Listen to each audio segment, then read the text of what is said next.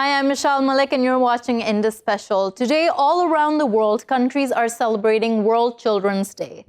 This day celebrates all the progress the world community has made in giving children a better present and a better future. However, days like these are important because they necessitate reflection. Reflection that is needed from a critical lens. Today, all around the world, 1 billion children worldwide are living in poverty. One child dies every 5 seconds due to a preventable disease. And more than 260 million children are out of school. On today's show, we take a look at how much more is needed to be done to protect children and to provide them a safe and healthy environment. We also discuss what happens tomorrow if the children today are not taken care of.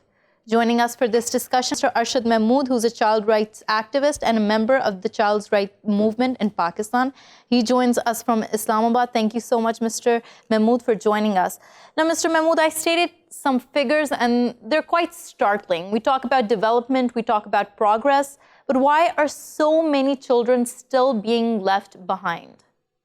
You know, children are still not on the priority agenda of the governments. And when we celebrate Universal Children's Day, this day is being celebrated since 1954. And, you know, on this day, November 20th, the General Assembly first in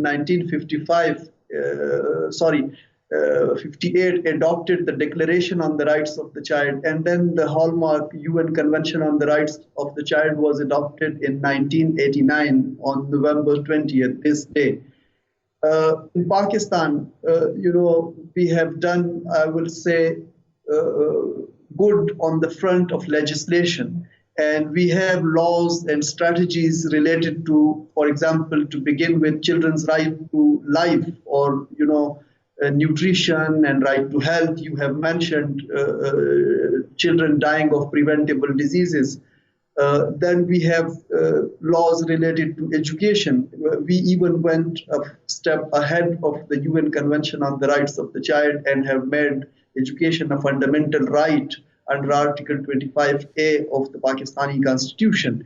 Then we have child protection related laws. But on ground, you know, there are still children dying, a number of children dying of preventable diseases. 40% children are stunted. 18% children of Pakistan are wasted. And 22.6 million children of the school-going age are out of school. This is the second highest number in the world.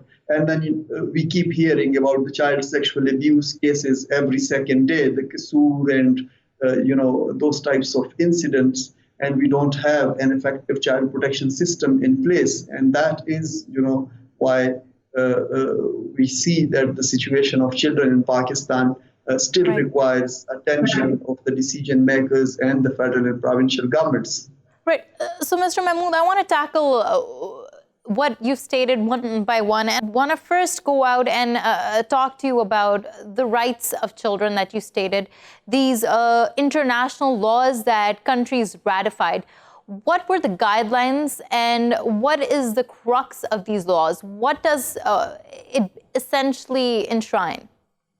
The Convention on the Rights of the Child, which is like a major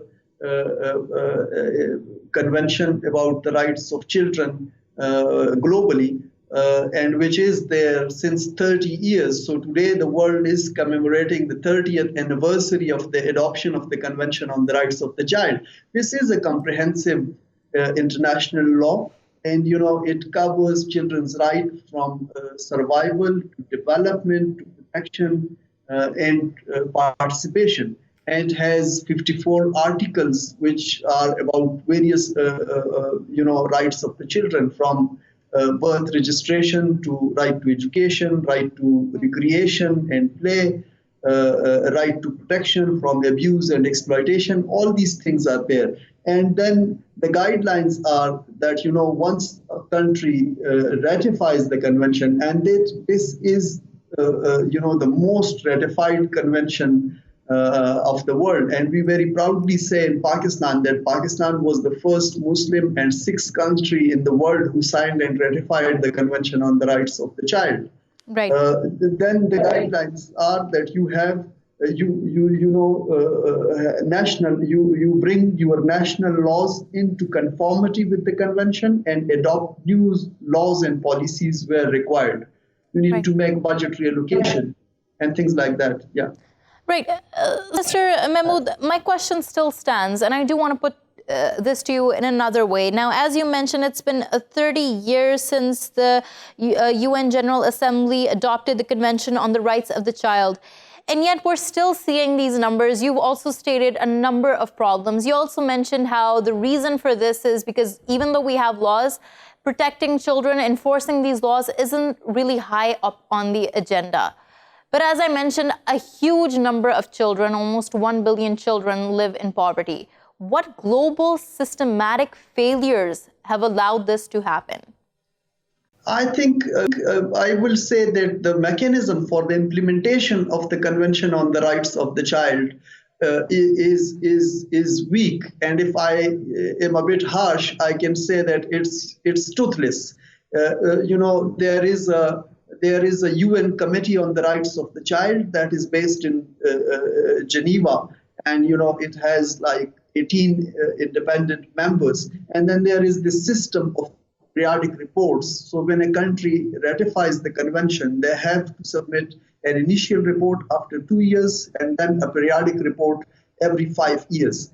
And there, when the reports are submitted, then the committee considers it, and usually it takes another couple of years for the country to have their turn and that their report is considered, where usually high-level delegations from the countries go and talk to the committee about the state of child rights in the respective country, and then the Committee on the Rights of the Child adopts concluding observations and recommendations for that particular country. But the problem is that there is no follow-up of those concluding observations and recommendations. And generally, the state parties, they forget about those recommendations, although I must acknowledge that those recommendations are very thorough and very strong. And if they are adopted and practically implemented, the situation of child rights can improve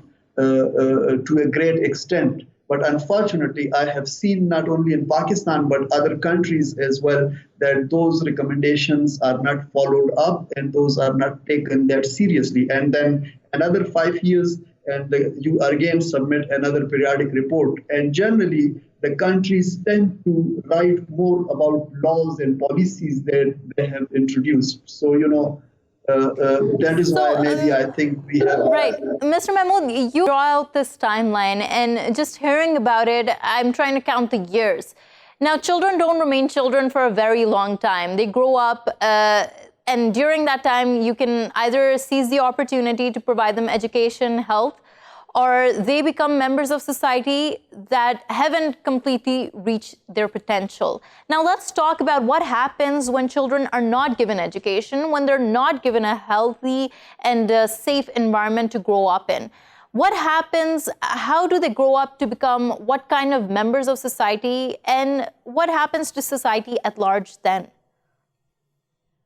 I think our society, the Pakistani society, is a good example that, we keep saying, all our leaders keep telling us that, children are our future, and we need to invest in our future, and we need to take care of our future.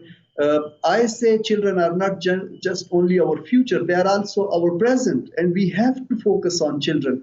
And if we won't focus on them, if we won't focus on ensuring children's rights, then our situation will be what it is today. And even and also other countries of the world, we can clearly see that those countries who focus on improving the state of child rights, they are way far ahead of us in different social indicators. If we talk about even the South Asian our neighboring countries, like for example Sri Lanka or Nepal or Bangladesh. Those countries, although the situation is not ideal, but they spent on children, they have focused on children's rights, and as a result, they are way ahead of us.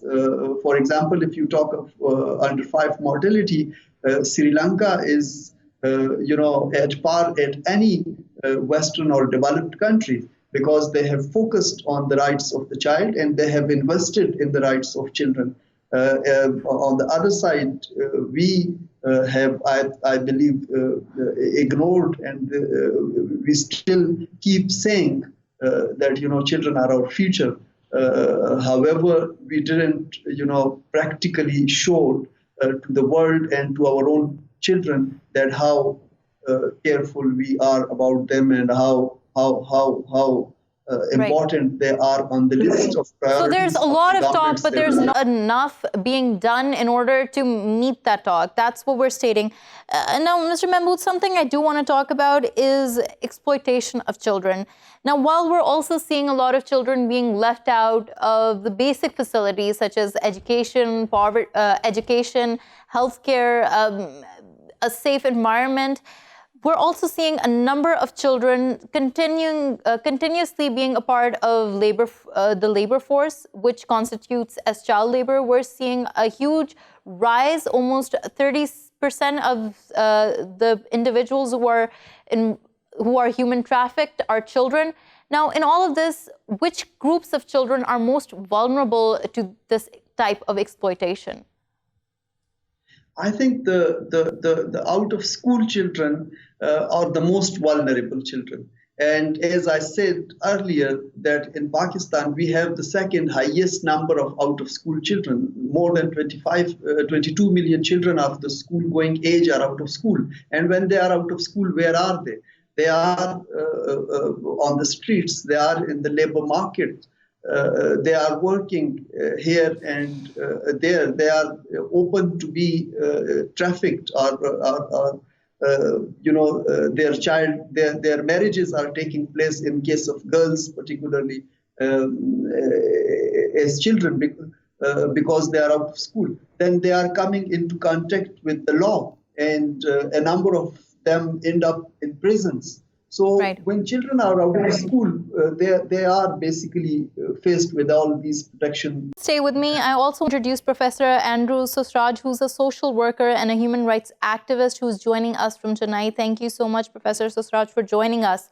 Now, we've been talking a lot about the children who often get forgotten when we're celebrating the progress the world has been making in terms of child development, in terms of basic economic development. These are children who are living in poverty. These are children who do not have access to basic medical care. These are children who are being exploited by human traffickers, by those who take them and put them in the labor force. Now, what systematic failures do you feel have led to this continuously occurring as a problem, even though the world has tried so hard to fight it? Or in the beginning of the century, there are a lot of positive trends happening, that a lot of children were brought into the school system and a lot of nutrition programs went on. But with the new economic policies like the liberalization, globalization, where the labor market was in a crossroad, because of that, a lot of people lost their livelihood, and that has negatively impacted on the lives of children. And it's also that many countries, because of concentrating between the haves and have-nots, the poor and the rich, the divide is widening because of the economic growth that is happening is not actually reaching to the children. The people who are on the other side of the realm. Because of that, whatever the development we speak, despite having the Millennium Development Goals and despite having the right now we are traveling in the Sustainable Development Goals with the 17 goals, the children are still being left out, And there are lots and lots of children are again being subjected to discrimination, subjected to inaccessibility to quality services. And I think this, the globalization, especially the liberal market economy, where the labor rights are not respected. And because of that, it has an impact on the children. And I think that is one area which we need to really focus on. Otherwise, whatever we speak, whatever the development we bring in, it's not going to make any change. Right. Now, Professor Sesuraj, you very rightly mentioned that there is a larger economic force behind the problem that we're seeing manifest today. Now, something I do want to talk about is we've discussed, and I was discussing in detail with Mr. Mahmood, the state failures that are causing for children to still be out of school, for children not to have health care. But the fact that, as you mentioned, gaps are so deep and they're continuously widen every year, we're seeing wealth gaps widen. Is it also a larger societal issue? When we're talking about children who are forgotten, street children, homeless children, there is a lack of empathy on people on the other side of the realm. They cannot relate to those children and therefore they give up on those children. Do you feel like that feeds into the problem? The scenario is also changing. For example, when you speak about street children, when we speak about children who are child laborers, or speaking about children who are destitute, the visibility of them has also changed. Okay? When we say street children, some 20 years back, they really lived in the street. But now the understanding of street children is something different. They may not be living on the streets. There may be something. They may be living somewhere else also, but they are destitute, or sometimes they are nowhere taken care. They are individuals, and they will not come into any of the schemes, and they will not be brought under any of the programs of the government.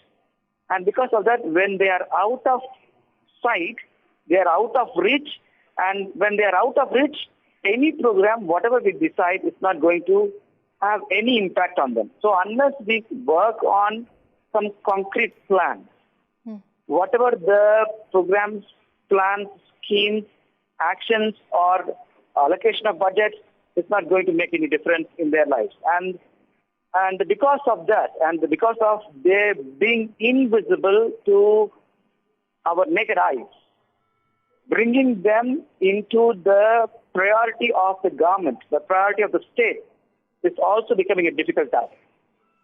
Right. Mr. Mahmood, now just something that is often debated on social media, we also see pictures of it.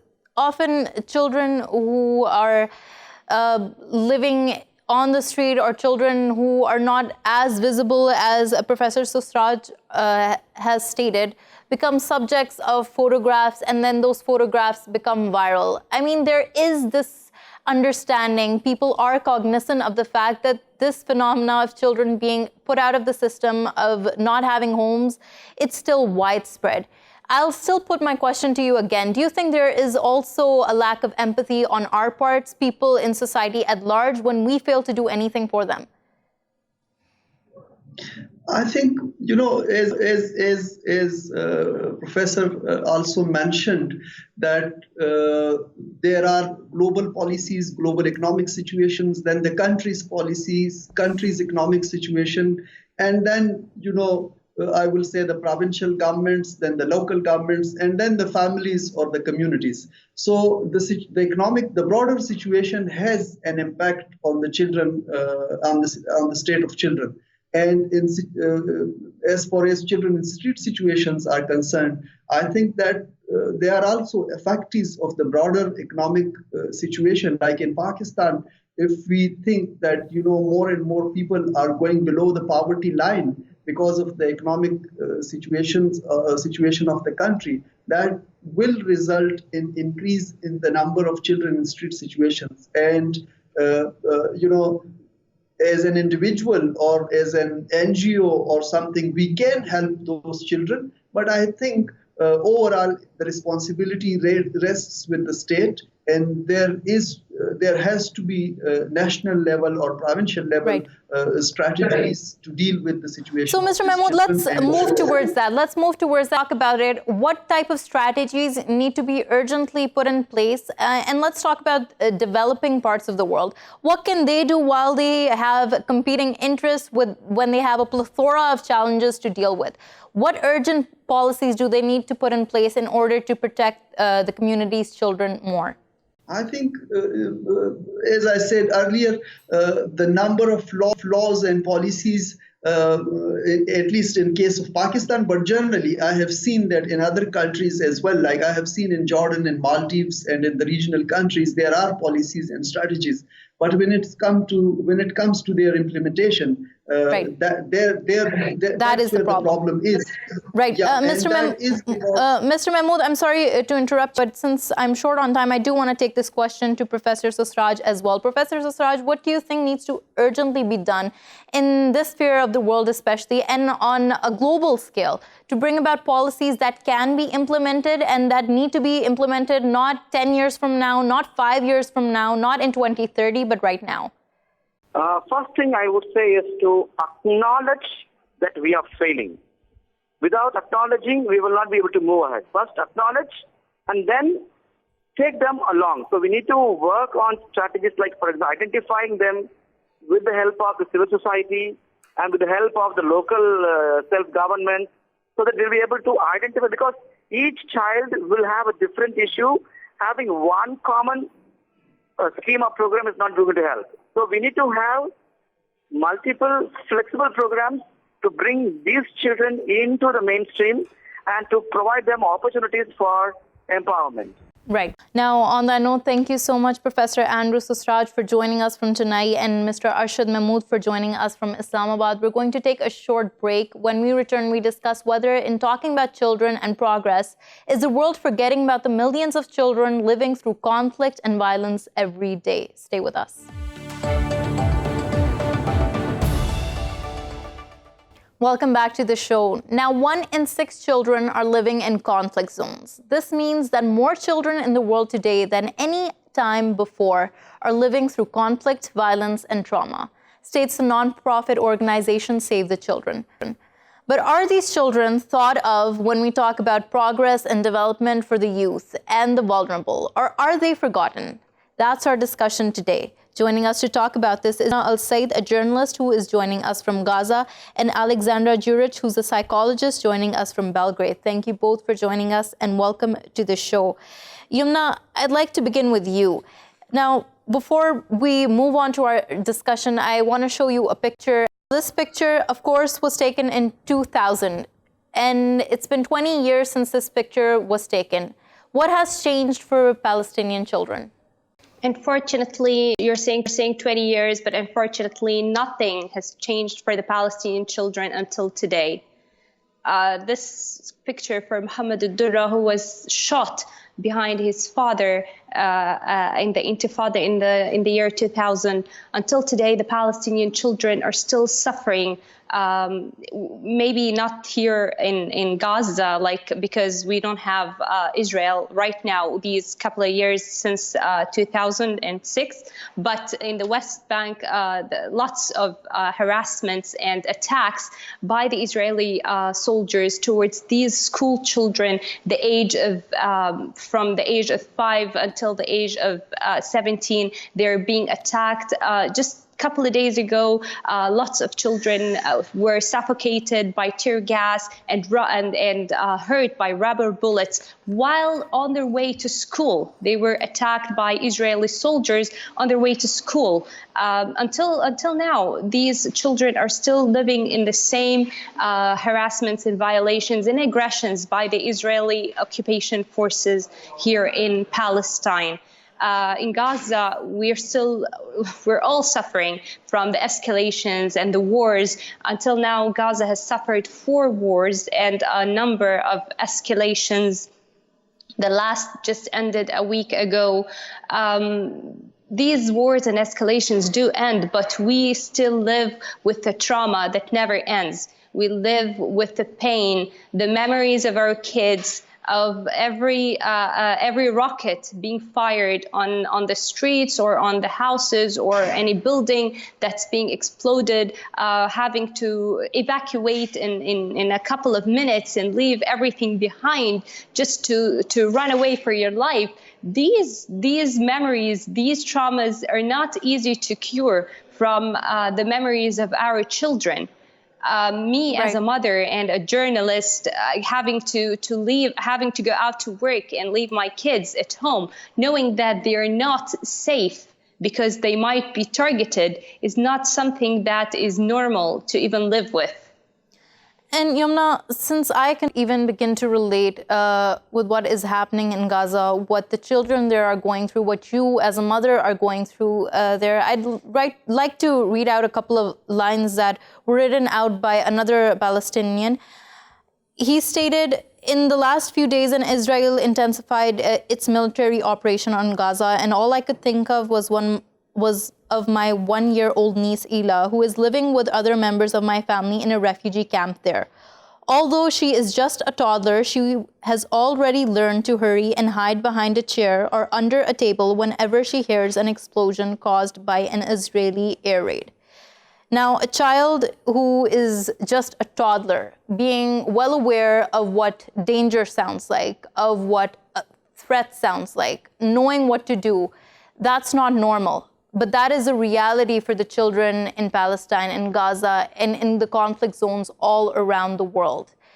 What does that do to a child?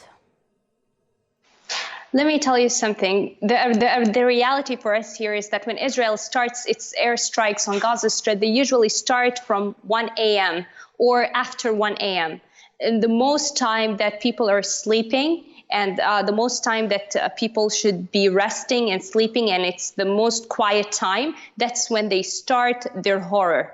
The amount of horror when you hear rockets falling around you, near you, sometimes when a rocket is just fired near a building of your building, the whole building shakes, the whole building moves, glasses break. That's the horror that the whole family lives in. So it's normal. It's just normal that these toddlers very soon, very early, know what horror is, what these explosions and these sounds would do, and how when a mother carries her child to go under a table, or all her other children to push them out of the house quickly, when they hear their father calling them to move away or move away from the windows, like how can they not learn to know that these sounds would mean death, that these sounds mean chaos, that these sounds mean horror? This is the reality that we live in. Aleksandra, now Youmna tells us about the reality, an abnormal reality that the world has almost come to accept as being a normal reality. But let's talk about the trauma. Let's talk about how early on this trauma impacts a child's development, emotional, physical, and mental. Take us through that. In situations like this, trauma can be really not only physical and emotional, and it can also create a post-traumatic stress disorder, especially in situations like this. These situations are not normal for emotional and physical development, especially when we are talking about little children who are in their basic needs for security. When they have security, they can develop emotionally as well. When they don't have a sense of security, a number of emotional and physical problems can emerge. That is basically a post-traumatic stress disorder, who is later on shown in their emotional and behavior, and their emotional aspect and their behavior aspects also. So trauma in this way, it's not normal situation. It can be repressed. It can seem like it's normal, but it's not, because a basic need for security, we must know that that is human basic need. And security. Aleksandra, as you're mentioning, this is the basic need for any human being, and even more so for a young child. Now, what happens to this child who has witnessed this trauma, who has developed PTSD, as you're stating? What happens to this child after 10 years, after 20 years? What is the impact on their personality, on their memory, on their sense of emotion, on their connection with the world at large? Yes, basically they won't be able to have a trust. They won't have a trust in the world. They won't be able to have a trust in other people. And later on, number of post-traumatic stress disorder can be in various of illness like emotional, mental problems, depression, anxiety also. PTSD can be triggered, not immediately, but various triggers that can remind us of lack of security, can put us back in that similar situation that we survived. Right. Youmna, I want to talk to you about this. We're talking about an abnormal situation, and we're talking about a conflict that has been going on for decades.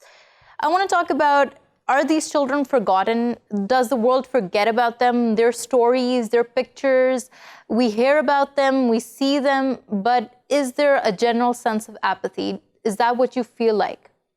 Well, I don't think that the world is giving these children what they deserve. I don't think that the international community is doing enough to these children. It's not forcing governments, it's not forcing parties at war to take the extreme measures that they should to protect these children. Parties at war should not put children or civilians to be part of their war. They should not be massacres against families, against children playing or just in their homes that are not a threat to any of these parties at war. So they should not be targeted. There should be extreme and more powerful measures taken by the international community and by the leaders of the world to force parties at war to implement these regulations that protect these children and civilians from being targeted at war. Children in conflict zones or war zones are deprived of their not just security, but their rights. The rights to education, the rights to proper health conditions or health care, they suffer from malnutrition. You can see the displacement that these children are living. Now, most of the Syrians, Iraqis, Palestinians, Rohingya, Afghanistanis, living in tents, refugee tents. They suffer the winter cold and they suffer the summer heat. They suffer malnutrition. They suffer lots of diseases. I don't think that the world is doing enough to protect these children and to give them their rights. They have committed nothing to deserve to be punished for. Right. I can't answer my kids' question when they say, why is this happening to us? Why are we constantly being targeted? Why is our street, why is there a big hole in my street now? Why is my school destroyed? You can't answer a child such questions because they know that these school does not possess any threat in a war, right? So why is it being targeted? Why is his hope and dream in continuing his education being threatened? So I think that the world should do much more in order to secure and give these children their rights back. And I think it's not enough what they're doing. Youmna, no one can really say anything for the pain you're going through as a mother, not just a person who's living in a conflict zone, who's living and seeing the violence, but also as a mother who has to try to explain what's happening to her children. Now, something you mentioned here was the fact that children are not just a part of the conflict, they're not just being damaged by the conflict, but they're often targeted. Now, let's talk about that a little. When child rights are completely disregarded in a conflict zone, children often also become primary targets. Is that also something that has become routine in Gaza? In the last escalation, Malish, which was just a week ago, a family of 8 members, mostly kids. 6 of them were kids. Of the 8 members, 6 of them were kids, have been targeted in their home while they're sleeping at 2 a.m. in the morning, causing a massacre. Okay, they were targeted by a rocket. All 6 children, along with their 2 mothers, died. Okay, here we have made, these people who have targeted them, the Israeli occupation targeting them, has made these children a direct target. It's like these children are a direct threat, when in reality they're not. This is how we are changing these children to become targets. Just because we want to get at each other, or conflict parties want to get at each other, they threaten and they target children who have nothing to do with this whole conflict. Other than they were born in this country and they were born in this area with the conflict happening long years before they were born, but now they have to pay the price, they have to be targeted. Okay, so this is what this should have strong actions to be taken against, strong measures should be taken against it. This should not be an stay with me. Stay with me. Now, I want Andra's point of view on something. Aleksandra, now you're hearing about these situations. You're hearing about children being targeted. You're hearing about something that is very precise. It's something that isn't being missed. And this isn't just happening in Gaza. It's not just happening in Palestine. We're hearing about children being imprisoned in Kashmir. We're hearing about civilian infrastructure being specifically targeted in Syria. Now, from a psychologist's point of view, tell me, in any developed part of the world, if this had been happening, what would this amount to? What would the person who is responsible for this, as a psychologist, what recommendations would you give to a professional? What would happen in that case? First of all, this is a really difficult topic, and there is no easy answer on these questions. It's really a global problem, and all of us need to be aware of this problem all around the world, especially because children are really a vulnerable category, and the impact of trauma like this is really profound on their personality. I want to say that a really systematic approach is needed. There is no one side of this solution. All parts of the world must be include in this solution. But me, as a psychotherapist, I must say that I think that those children, beside of course, basic needs for food and water and education and security, must be provided a really psychological and emotional support. They need to talk about what they are going through, and they need to be aware that this is not a normal situation, and that those emotions are hard, but they need to talk about them, and they need to feel that they have support, and that in the end they can go through that situation as survivors and victors, not as victims. Right. Youmna, now I just want to put my question to you, and this is of course a very difficult question to put, and allow me to ask you this, but you living in this conflict zone, how do you help your children cope through what the reality, unfortunate reality has become? Well, all I can do is talk to them. All I can do is tell them and try to explain to them that it's not their fault, that because they're Palestinians, that this is happening to them. It's not, they have not done anything wrong for this to be their reality or their life. It's not easy when they lose a classmate or a friend or a family member or a neighbor, which is like in every single Palestinian family, I can assure you, there is a beloved who has been lost. So the only solution that we have is try to make them understand that this is not because of them. they're not the bad people in the world. There are other bad people in the world who are targeting their country or targeting them as children, their schools, their friends. But they should be strong. They should know that. For me, I deal with my kids and with other children. I know that children are the future of the world. So for us to make this world a better place, we have to start with our children.